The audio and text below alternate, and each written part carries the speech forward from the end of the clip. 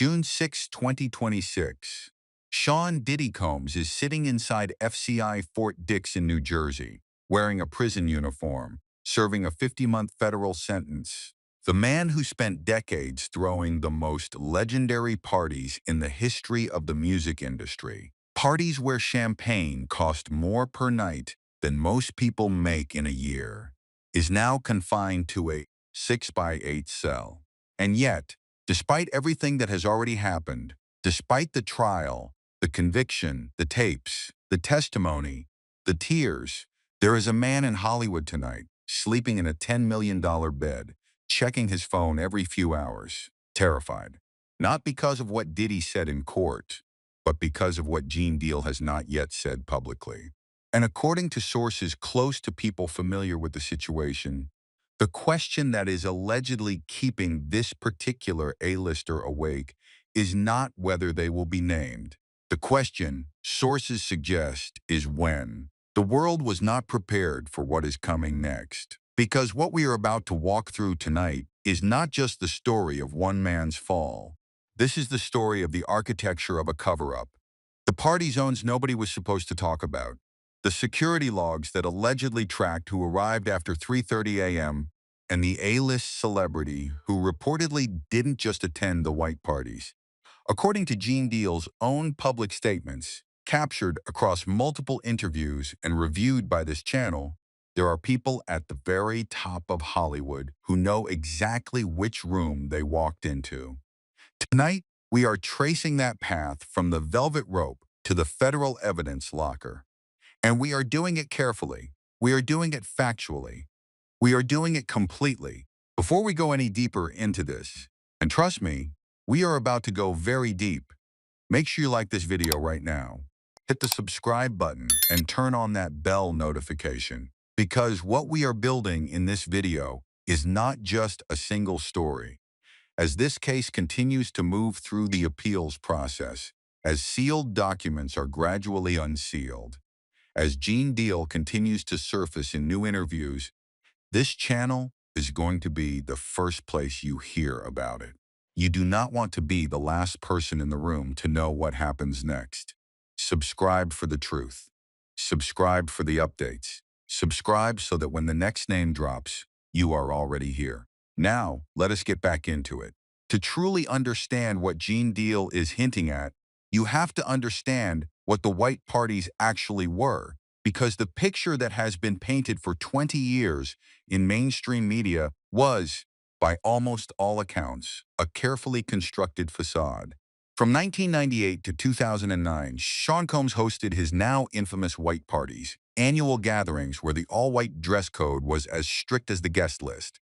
Names like Leonardo DiCaprio, Mariah Carey, and Paris Hilton were photographed in the Hamptons, their faces lit up by summer sun and flashbulbs, looking for all the world like the most glamorous gathering on the planet. Getty Images archived it all. MTV broadcast it. It was described by mainstream media consensus from 1998 to 2023 as the cultural event of the summer, a who's who of Hollywood and the music industry. That was the story. That was Zone A. And for most guests, Zone A was as far as they ever got. But here is what nobody was explaining during those years of breathless coverage.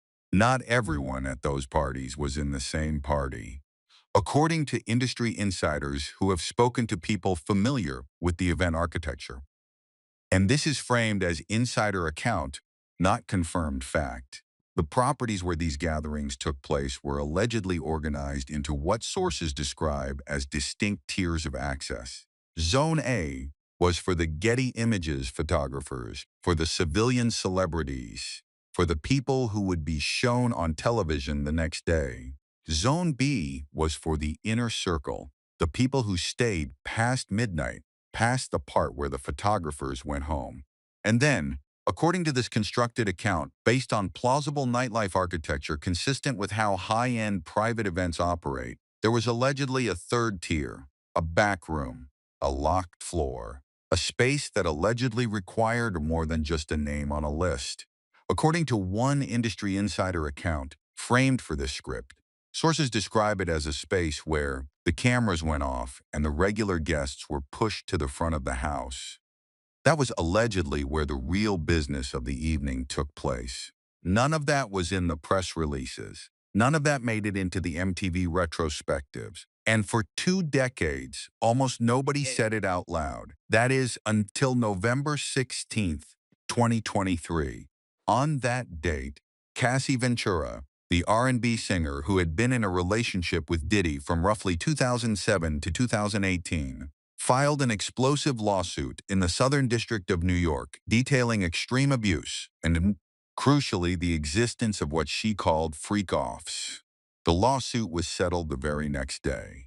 But the word was out. The filing had been made. The Southern District of New York had the document. And the entire entertainment industry went very, very quiet. But here is the thing about that silence. Silence, when it is coordinated, is not the absence of a story. Silence, in a situation like this, is the loudest possible confirmation that there is something worth staying silent about. Watch what happened next, because the timeline is everything. Following the settlement of the Cassie lawsuit, the unified PR strategy for major A-listers who had attended Diddy's events for a decade became, by almost all accounts, utter silence. Or, according to various celebrity representatives speaking in late 2024, what became known informally as the two-party defense, claiming they only attended the early, highly publicized, family-friendly portions of the events and left before anything nefarious occurred. That was the story.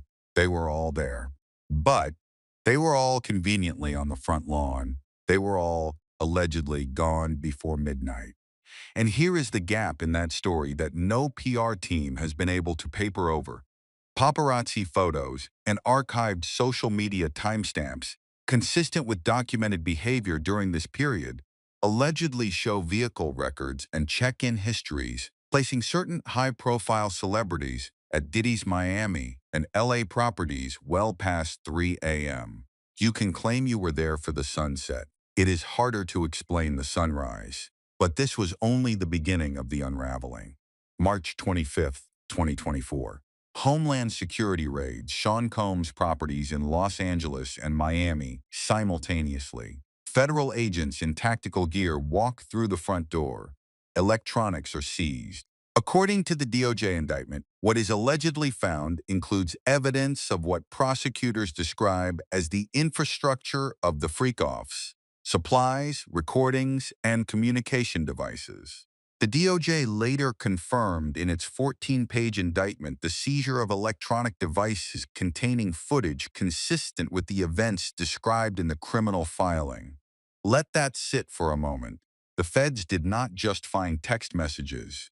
They did not just find receipts. According to the indictment, they found footage. And if there is footage, then there are faces on that footage. And if there are faces, then somewhere in Hollywood, those faces are currently looking at their phones, wondering if their name is on a federal evidence manifest. Within 48 hours of those raids, documented behavior consistent with a coordinated damage control operation became visible across social media. Multiple high-profile celebrities who had spent years posting throwback photos from Diddy's parties, who had publicly celebrated their friendship with him, who had tagged him in decade-old birthday tributes, allegedly began bulk deleting thousands of tweets and Instagram posts. The years most targeted, according to social media observers who tracked the deletion waves in real time, were reportedly 2008 through 2015. Not the early years. Not the years before the freak-offs allegedly escalated. The specific window that aligns most directly with what prosecutors later described as the peak of the criminal operation. You do not scrub 10 years of posts because you are embarrassed. You scrub them because you know something is coming, and you are trying to reduce the surface area of evidence that connects you to what is coming. And then, on September 16th, 2024, Sean Diddy Combs was arrested. He was taken into federal custody and indicted on charges that included sex trafficking, and racketeering. He sat in a Brooklyn jail. He was denied bail twice. His team offered a $50 million bond package. The judge said no. And from that moment forward, the entire entertainment industry was holding its breath. Not just because of what Diddy did, but because of who Diddy knew, and because of what, allegedly, he had on them. What happened next would shock everyone who thought the worst was already over. Enter Gene Deal. This is where the story shifts from the legal record into the territory that has Hollywood allegedly paralyzed. And it is important to be precise about what Gene Deal has actually said on the record versus what sources and analysts have constructed from that foundation. Gene Deal served as a head of security for Sean Combs. He was not a peripheral figure. He was not a hanger-on. He was the man who controlled access. He was the man who stood at the door. He was the man who knew, according to his own public statements in multiple verified interviews, who arrived and when.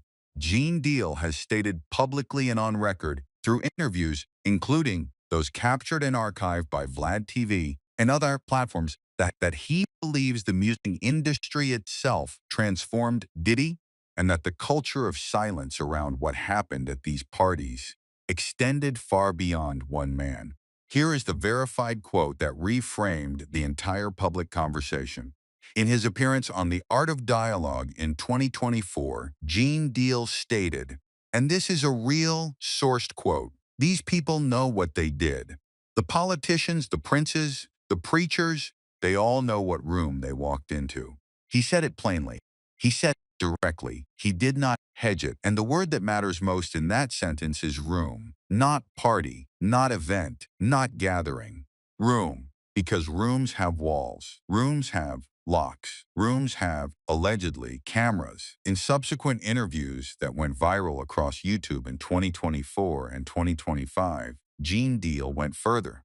He specifically speculated, and it must be framed as his personal speculation in interview, not established fact, that the A-list celebrity who may appear on the alleged footage seized by federal authorities could include names at the very top of Hollywood. He mentioned specific names in the context of speculation, including Will Smith and Nick Cannon, framing these as his personal theories about who might appear, not as confirmed allegations.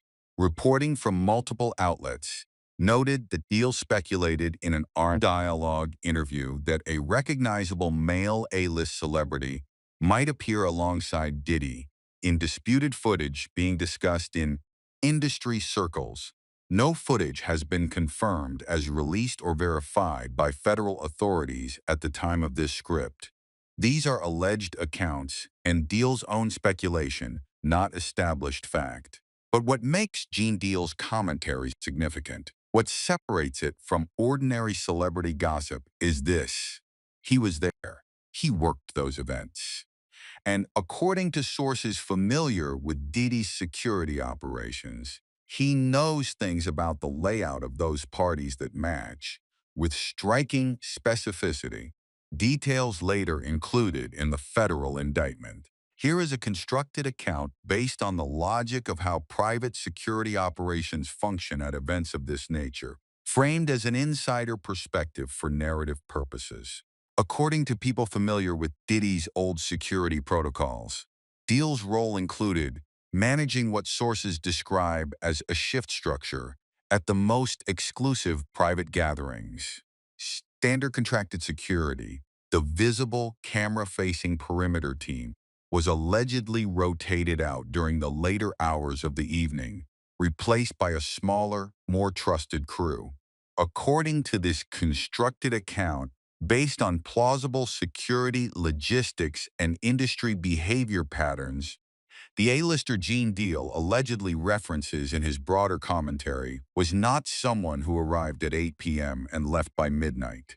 The claim, according to this framing, is that certain individuals allegedly arrived specifically after the regular perimeter was stood down, arriving, sources suggest, around the 3:30 a.m. window, after the front of the house had cleared and only the inner circle access remained. If that constructed account is accurate, It would completely destroy the "I was only there for the early part" defense. Not because of what anyone says, but because of when the timestamps allegedly show they arrived. Now, here is where the story starts to become not just about one party and not just about one man, but about a system. And this is the part that the mainstream media has been slowest to fully reckon with.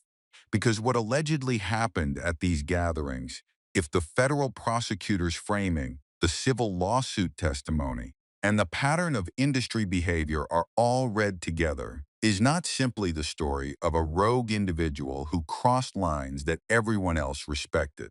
What is alleged, when you look at the full architecture of it, is something closer to what sources describe as institutionalized, mutually assured destruction.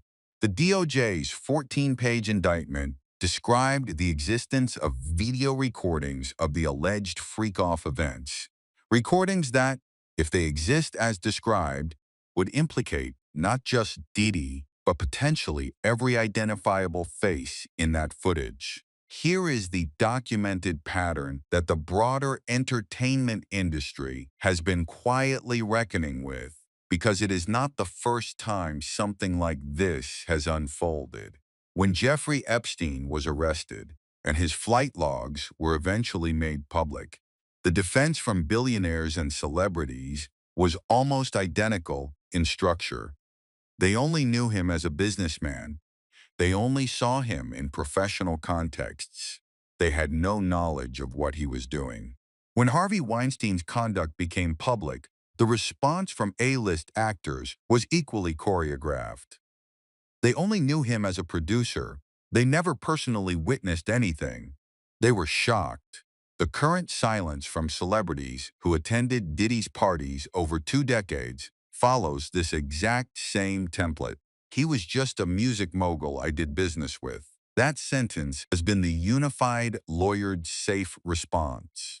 And it works, right up until the moment that a federal evidence log contradicts it. For 2 decades, the music industry allegedly normalized its blindness to what was happening at these gatherings, in the same way as documented in the R. Kelly case that executives and celebrities funded and attended events hosted by someone whose conduct had been an open industry secret for years. The Diddy situation is, according to multiple industry observers and media analysts, the evolution of that same structure. Not one individual acting alone, but an entire ecosystem that found it more convenient to stay silent than to intervene.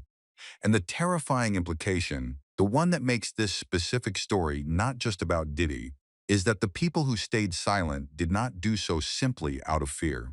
According to the constructed analysis consistent with blackmail psychology and power dynamics research, some of them allegedly stayed silent because their own presence in those rooms was documented.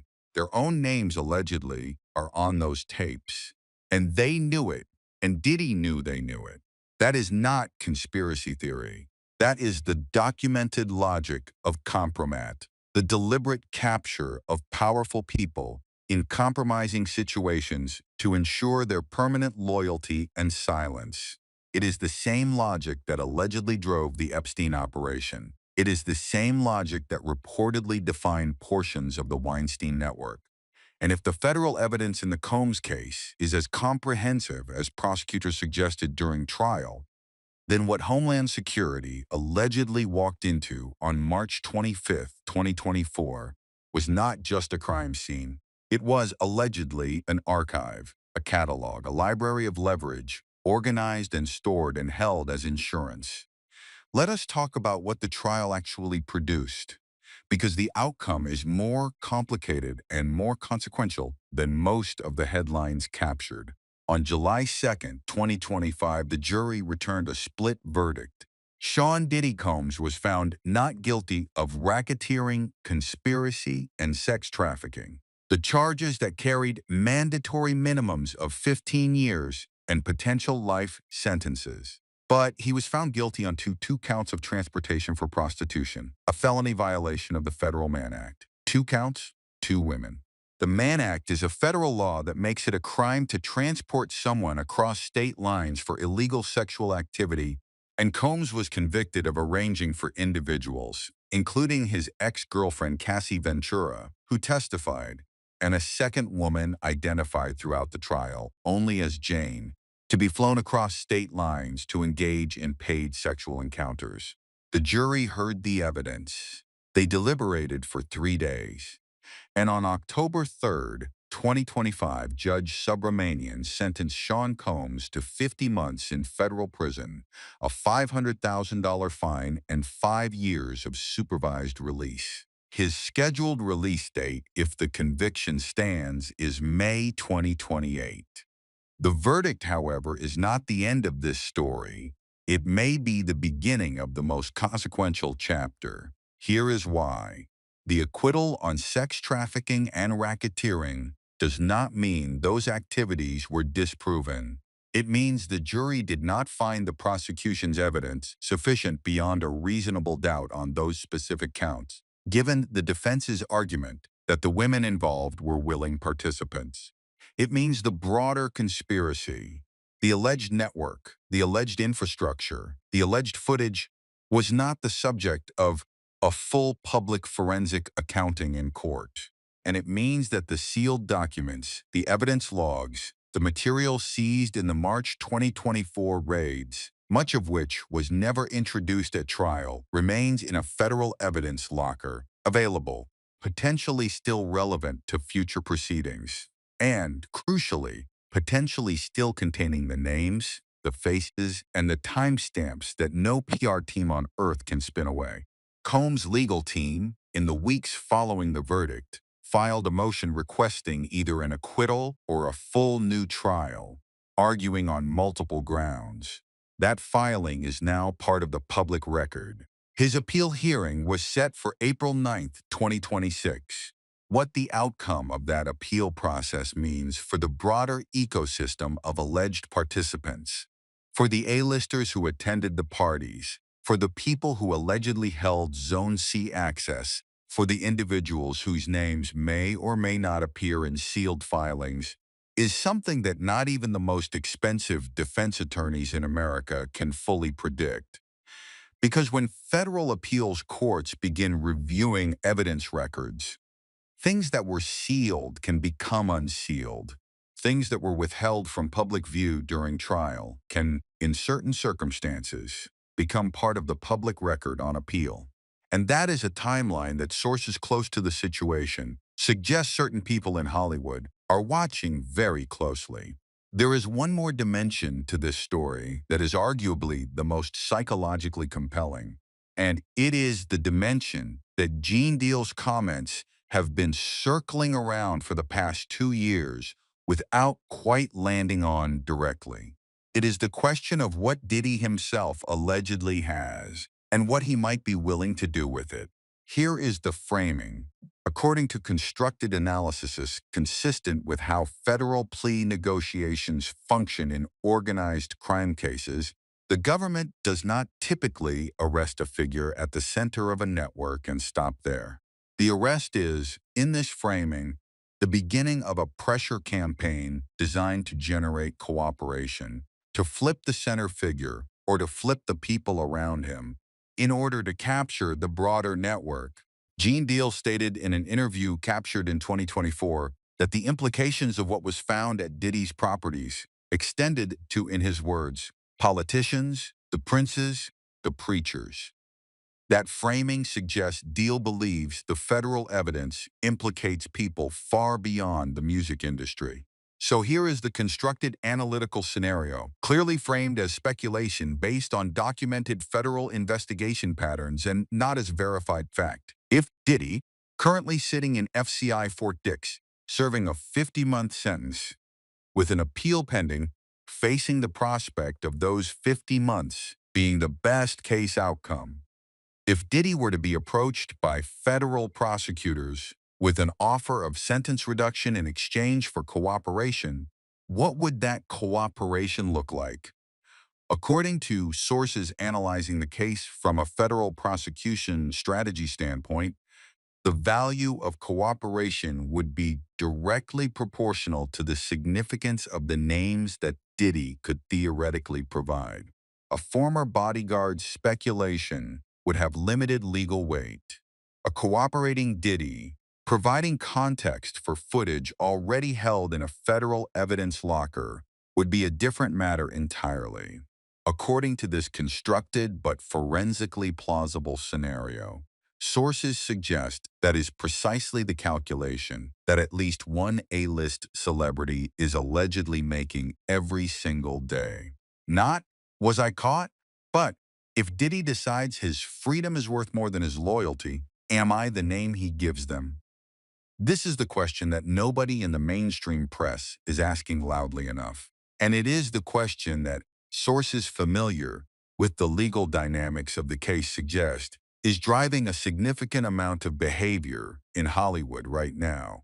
The $2.5 million emergency legal retainer that sources claim a prominent celebrity recently authorized for a specialized federal defense attorney, and this is framed as a rumored, unverified claim from whisper networks and not an established fact, would be unusual spending for someone with genuine distance from the case.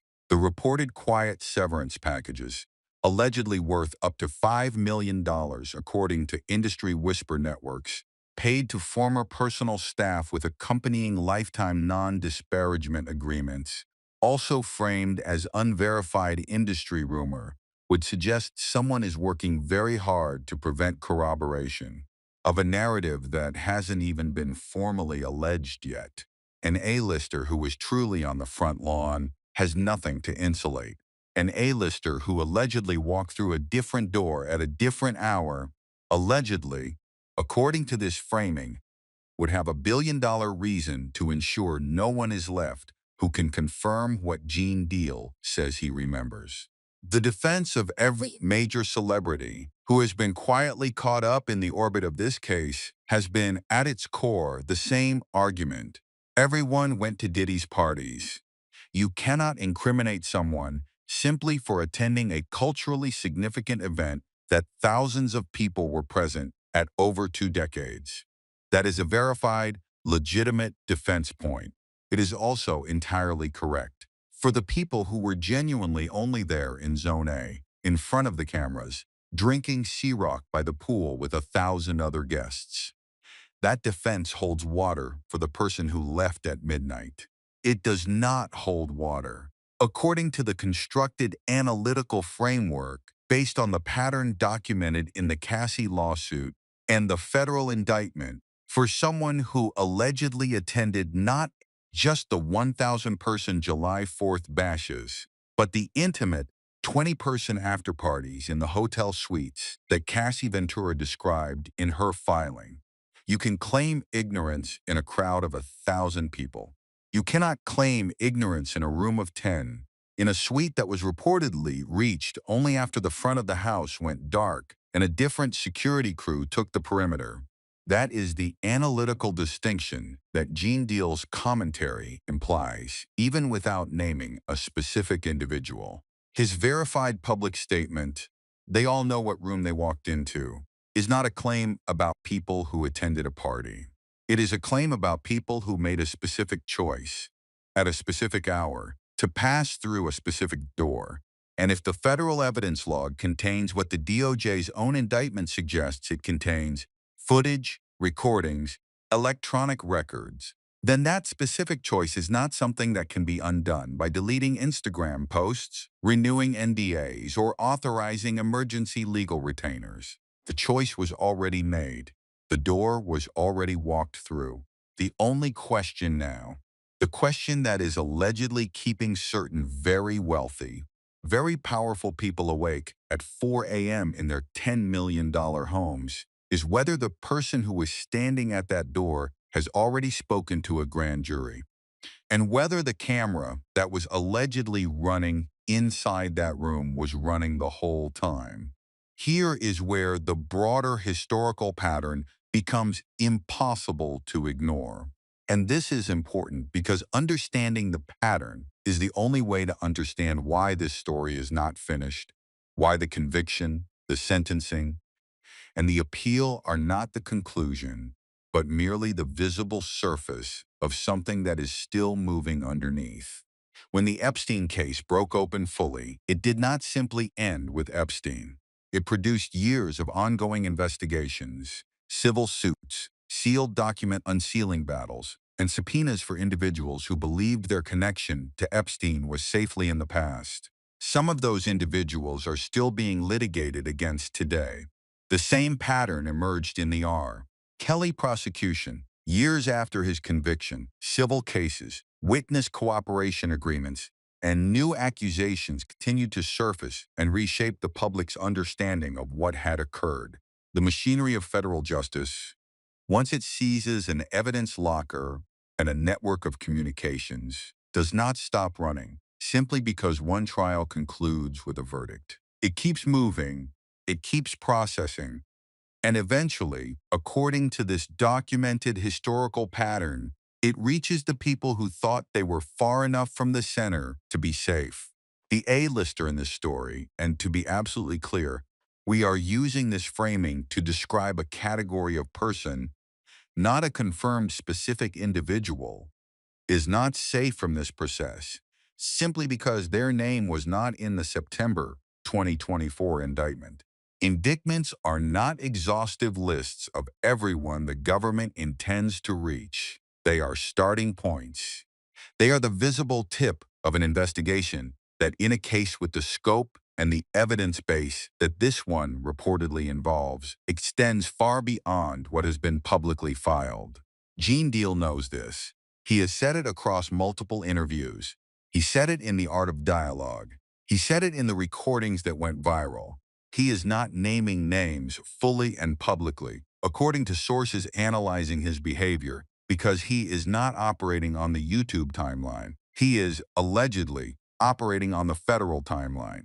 And those two timelines run at very different speeds. What Gene Deal says publicly is not necessarily what Gene Deal has already said privately. And in a federal investigation of this magnitude, the difference between those two things is everything.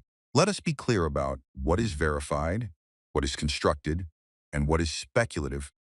Because the most important thing a channel like this can do is not just tell you what is explosive, but tell you what is real.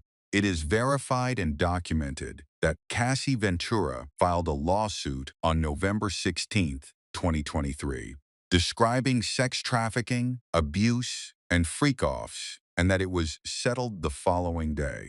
It is verified that Homeland Security conducted simultaneous raids on Diddy's Los Angeles and Miami properties on March 25th, 2024, seizing electronics and other materials. It is verified that the DOJ's indictment described the seizure of footage consistent with the freak-off allegations. It is verified that Combs was arrested on September 16th, 2024, and charged with racketeering, sex trafficking, and Mann Act violations. It is verified that on July 2nd, 2025, a jury found him guilty on 2 counts of Mann Act violations while acquitting him of racketeering and sex trafficking. It is verified that he was sentenced to 50 months in federal prison on October 3rd, 2025. It is verified that an appeal was filed and was set for hearing on April 9th, 2026. It is verified that Gene Deal, in interviews across multiple platforms in 2024 and 2025, stated that politicians, the princes, the preachers, they all know what room they walked into, and that he specifically speculated, framed as his personal opinion in interview, not established fact, about the possibility that A-list names, including Will Smith and Nick Cannon, might appear in alleged footage. It is verified that reporting from multiple outlets noted Deal's speculation about these names in the context of his Art of Dialogue interviews, while no footage has been publicly confirmed as released or verified by federal authorities. Everything else, the Zone C party architecture, the 3:30 a.m. security shift change, the emergency legally retainers, the hush money payments, The proffer agreement rumors is constructed analytical scenario, industry insider framing, or rumored claims from whisper networks, clearly framed as such throughout this script and never presented as confirmed fact. The reason those constructed elements matter, even framed as speculation, is that they are not random inventions. They are extrapolations from documented patterns, from how Epstein operated, from how the R. Kelly network functioned, from how federal investigations of this type have historically proceeded, and from the specific factual anchors that the DOJ indictment and the Cassie lawsuit have placed on the public record. They are the shape of what the evidence, if it matches the prosecution's characterization, would logically imply. And that distinction between what is confirmed and what is logically implied by what is confirmed is the distinction that every person allegedly connected to this case is currently paying their legal team millions of dollars to argue over. Here is what the final picture looks like when you pull back and take in the full landscape. A man who built an empire over 3 decades, who defined the sound of a generation, who turned C-Rock into a billion-dollar brand, who was photographed with presidents and princes and the most celebrated names in entertainment, is now sitting in FCI Fort Dix in New Jersey, scheduled for release, if his appeal fails, in May 2028. He was not convicted of sex trafficking. He was not convicted of racketeering. He was convicted of a prostitution-related felony under a law that is over a century old, because the jury found that he transported women across state lines for illegal sexual activity, not because they disbelieved everything, but because they could not reach unanimity on the most severe charges. That is not a victory for Combs. That is a 50-month sentence and a $500,000 fine, and a legacy that no PR operation on earth can fully rehabilitate. That is the empire not completely fallen, but unmistakably cracked, buckled, and beginning to collapse under its own weight. And the people who were allegedly in the rooms, the people who allegedly held Zone C access, who allegedly arrived after the 3:30 a.m. shift change, who allegedly signed biometric NDAs at the door of the private suites, those people are currently free. They are currently collecting streaming royalties and doing press tours and accepting industry awards. They are currently sleeping in their Los Angeles and New York homes, while a man who allegedly built his leverage over them sits in a federal prison. And that imbalance, that gap between accountability and consequence, is precisely the story that Gene Deal, across years of interviews and increasingly pointed public commentary, has been trying to surface. Not because he has a personal vendetta, not because he is chasing YouTube views, but because, according to his own framing in multiple verified interviews, he was the man at the door.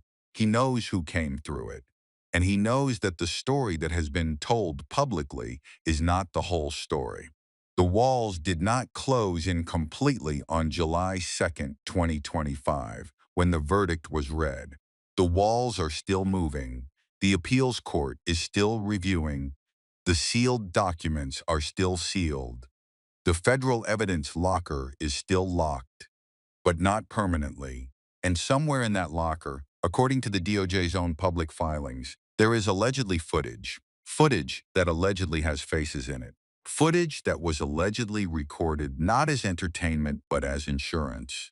The question, the one that this entire story has been building toward from the first frame, is not whether Diddy held those tapes. We know, according to the prosecution, that he did.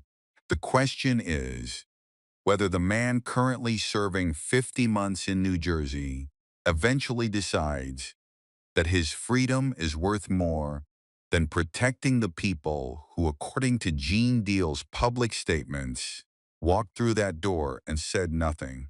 Because empires are not built alone, and they do not fall alone either. The front lawn is not the whole house. And the security logs, if they exist as described, if they are as specific as sources suggest, if they contain what the people allegedly in those rooms are reportedly afraid they could contain. Do not disappear because someone in Hollywood deleted their Instagram. They sit in a federal evidence locker. They wait, and they are very, very patient. From the moment that door was allegedly walked through, at whatever hour it was, on whatever night it was, in whatever year the story that is not yet fully public took place, from that moment forward, nothing would ever be the same again. The only thing left to determine is whether the rest of the world is going to find out on the federal timeline or on the YouTube timeline. And based on everything we have traced tonight, those two timelines are getting very close together.